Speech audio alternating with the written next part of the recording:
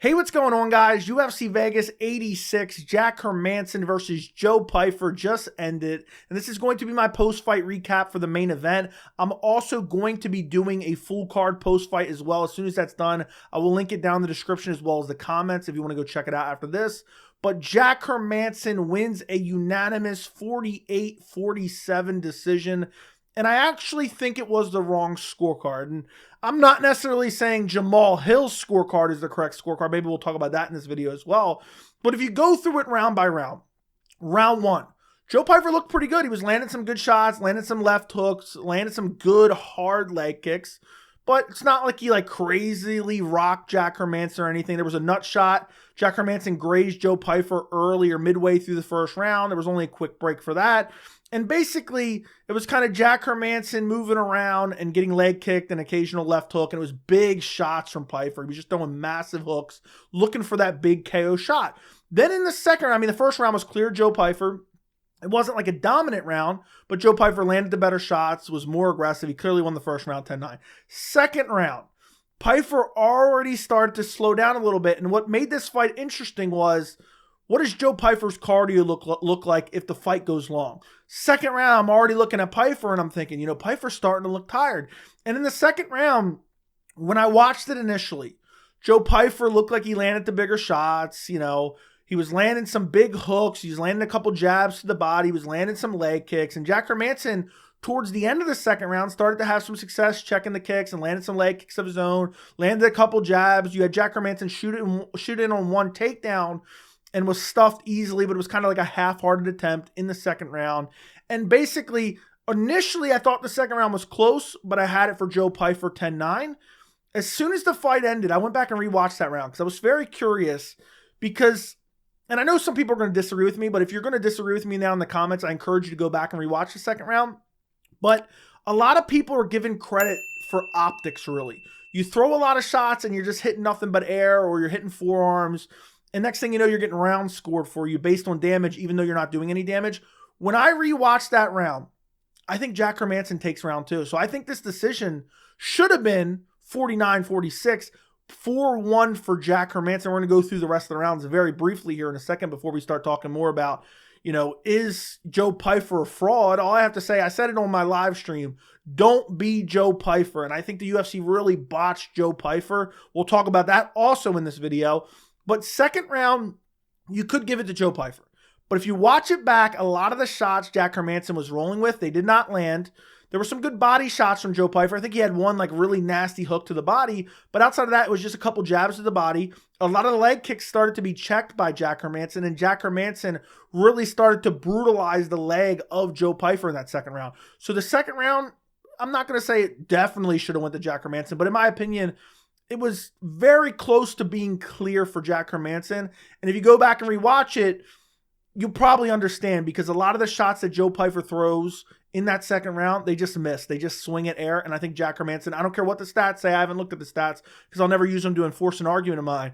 I don't believe him if Joe Pyfer outstruck him. Jack Hermansson landed the better shots in the second round. But that doesn't matter. Even if you give second round for Pyfer, third round, Hermansson starts jabbing him up, landing the calf kick. At one point, he lands a nasty jab. I think it was a left jab, and punches Pyfer right in the eye. Pyfer kind of backs up, acts like it's an eye poke. I think a lot of people are going to give him shit for that. I don't think he knew one way or another. I went back and rewatched it. They only showed a very small replay. It was not an eye poke. It was a knuckle from the punch.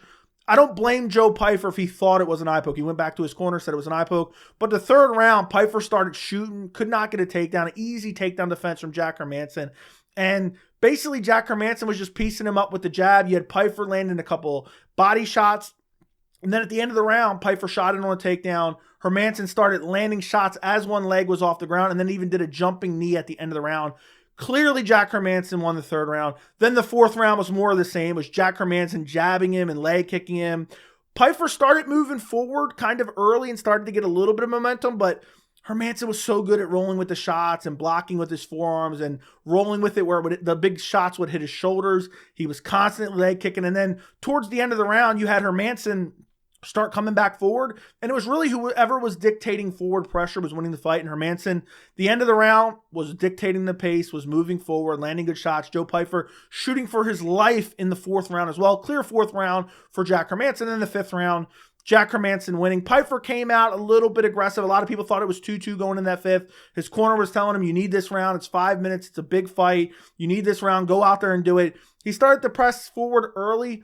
He had like I think it was like one big shot in the fifth round maybe, or maybe I think that might have been in the fourth round actually, where he landed like one good like hook, where for a second it was like, oh, well, did this hurt Hermansson? You know, everyone's talking about that power of Joe Pyfer, but I don't even think that was in the fifth round. But Hermansson's jabbing him, kicking the leg, Pyfer kind of moving forward a little bit. Then boom, Jack Hermansson shoots through him, takes him down, controls him, and beats him up on the ground. Pyfer never even had an opportunity or never really even tried to get up because he was really exhausted in the fifth round. So overall, worst case scenario, 3-2. I don't think it's a bad scorecard for the judges because the second round, Pyfer was being very aggressive. And if you weren't paying attention closely, you could think some of those shots landed when they didn't. But Jack Hermansson schooled Joe Pyfer in this fight, no matter which way you look at it. Because once that power was gone, once that fear of that, knockout shot coming back from Joe Pyfer was gone from Jack Hermansson, he was really able to light him up. He was landing the jab, even a couple times. I think he landed like a right hand around the guard of Pyfer. And it was just like, once that power went away, because Jack Hermansson was chopping the legs, chopping that low calf muscle, he was chopping that, and then he was just pumping the jab. And he was even throughout the fight, even in the earlier rounds, he was teeping to the body as well to deal with the forward pressure of Pyfer, but also kind of gas him out by constantly going to the body. And, I think this was just a little bit too much too soon for Joe Pyfer. I think there's going to be people calling him a fraud. I was even joking around on my live stream saying, Joe Pyfer the fraud. But I don't necessarily think that's the case. I think this is a good learning experience for Joe Pyfer. I think he relies too much on his power. I think, he's got to learn to check a kick. I mean, we've seen guys go out there, and it's just crazy sometimes. I'm thinking of Waldo Cortez Acosta, cut him from the organization, by the way. Can't even check a kick to save his life. Joe Pyfer's leg was getting chopped up. There was multiple times where he was uneasy on the leg. And then now he's starting to get boxed up because he's slowing down. And Jack Hermansson clearly had the better cardio. And he has nothing because now he can't kind of plan on that lead leg and throw the power shots and find that knockout blow. And also, he's still trying to plan on that leg, and he's still getting brutally chopped. So he didn't check very many kicks. And I just think he has to get a lot better if he wants to be, a top 15 guy. I'm tired of these guys coming off Dana White's Contender Series, getting hyped up by Dana White and the UFC and the media. Dana White plays the MMA media like a fiddle. And, the media wants to build these stars just as much as the UFC wants to, because it makes their job, more relevant. It helps them. It indirectly puts money in their pockets. So they want to help the UFC build up these stars. And a lot of time we get these hype jobs like Joe Pyfer, where it really turns out not to be true. Now, going into this fight, I picked Joe Pyfer. I thought he had nasty power. I thought Jack Hermansson was slowing down, getting older. I didn't think he'd be able to grapple him because Joe Pyfer's so big. But I knew Jack Hermansson could win this fight. I knew that he could go out there and win this fight. And he did exactly what he needed to do. He weathered the early storm. He rolled well with the shots. He didn't take really anything super flush. By the end of this fight, he didn't have a mark on his face. Joe Pyfer was beat up badly, primarily from the jab, too. There were some other straight punches that Jack Hermansson landed. But for the most part, it was the jab that beat him up and the leg kick also. And Joe Pyfer, I think he's just so young. He needs to go out there, and he needed to have a more subtle kind of build up to the top 15. The UFC probably should have gave him Andre Muniz. Honestly, they should have gave him an easier matchup. They should have gave him Paul Craig. They'll probably give him Paul Craig next because Paul Craig's still hanging out in the middleweight rankings. But I don't necessarily think he's a fraud. I think he showed some decent skills in this fight, but I do think he was massively overrated. A lot of these guys from Dana White Contender Series, they get overrated. Joe Pyfer has this great story. The UFC's really pushing it. The MMA media is using Joe Pyfer as a media vehicle to build him and catapult him into a star. The UFC said, you know what? Joe Pyfer's got Dana White privilege. I mean, Joe Pyfer, he's beating, I can't remember his name, Abdul Razak Al Hassan in his last fight. He's getting a top 10 guy afterwards. I believe Jack Hermansson's currently ranked number 10. If that isn't Dana White privilege, and I never saw a soul complain about it. People were always complaining about this guy jumping up in the rankings, that guy jumping up in the rankings. Nobody complained about it. It was too much too soon. And I also think the UFC made a critical mistake. They should have booked this on a pay-per-view card, a big pay-per-view card, maybe opening up the main card, and it would have been a 3-round fight. And if it's a 3-round fight, obviously Hermansson would have had a little bit different strategy. But if we base it off this fight, a 3-round fight, the judges' scorecards, I haven't looked at them specifically, but I'm assuming 1 and 2 they gave to Pyfer. Pyfer would have won that fight. So I think the UFC, they wanted to catapult him into a star. They wanted to put him in a headlining act. They book him against Jack Hermansson. I think they looked at the top 10. They said Jack Hermansson is the most winnable matchup for Joe Pyfer, and it backfired. And he took a significant amount of damage in this fight. He took a lot of damage to the leg. He took a lot of damage to the face as well. I'm sure he'll heal up just fine. But to go out there against Jack Hermansson, who's 35, who's kind of at least considered to be on the decline, and kind of get outclassed. I mean, even the first round where Pyfer won, it's not like he just absolutely destroyed Jack Hermansson. He had his moments. He landed some big shots. He clearly won the round. But, you know, the second round, I thought Hermansson won it. When I went back and rewatched it, it was close when I live watched it.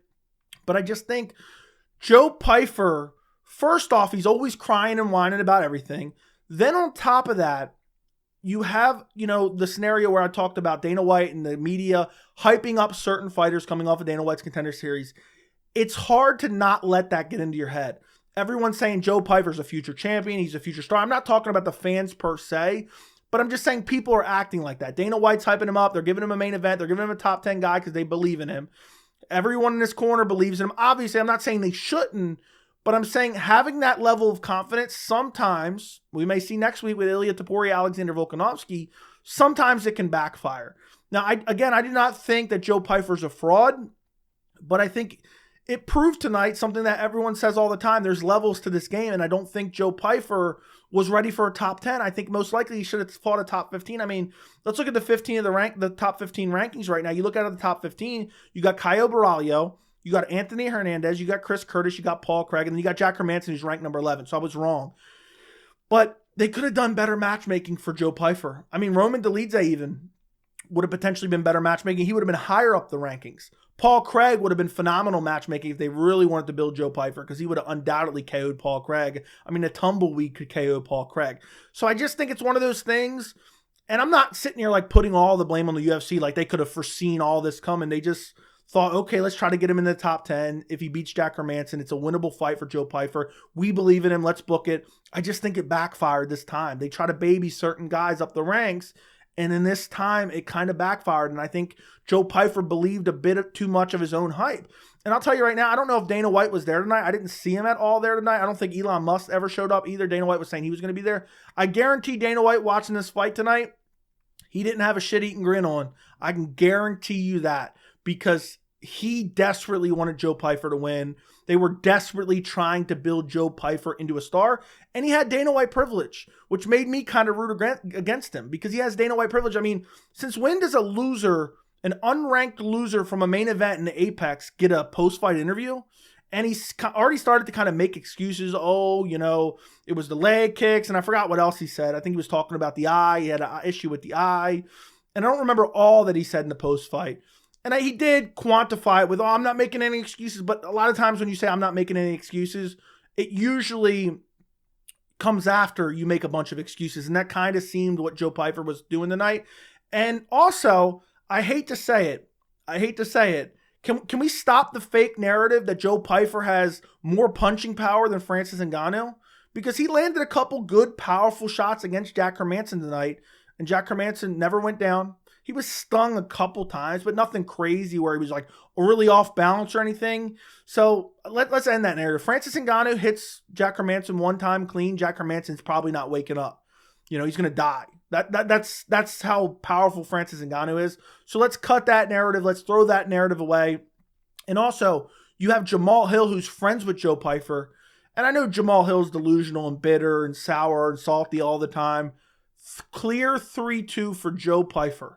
If Joe Pyfer comes out with a bunch of excuses after this fight, he's going to be a disgrace. He's going to be a complete disgrace. He lost this fight pretty clear. I scored it 4-1 upon rewatching the second round. I want you guys to let me know what you would score it if you go back and rewatch the second round. I mean, 1, 3, 4, and 5 were very clear. So no matter what, it's a 3-2. But I just think Joe Pyfer bought into his own hype. He landed some good body shots. He landed some good low kicks. The cardio failed him tonight. And I just think, you know, he just didn't have enough experience. He can learn a lot from this.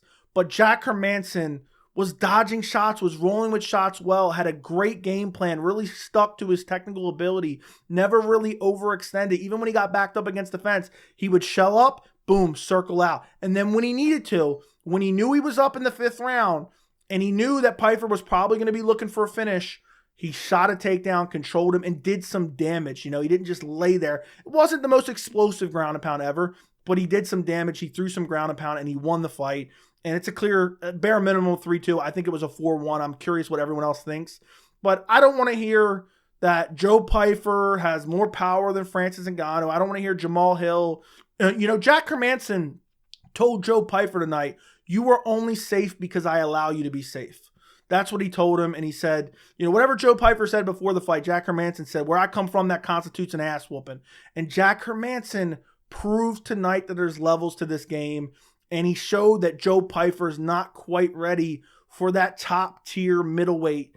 You know, and I know Jack Hermansson isn't even really top tier. I think Jack Hermansson still would be considered an elite light, or not elite, I almost said light heavyweight, elite middleweight. But he's kind of, you know, on the decline a little bit outside the top 10.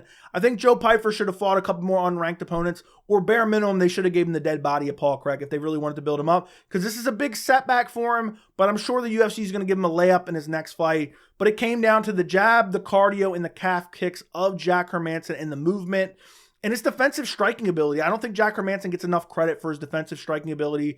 All those things coming together is a recipe for disaster for Joe Pyfer. So as far as UFC Vegas 86, don't be Joe Pyfer. Let me know what you guys think down in the comments. Don't forget to like the video. Don't forget to subscribe to the channel. And thank you so much for watching.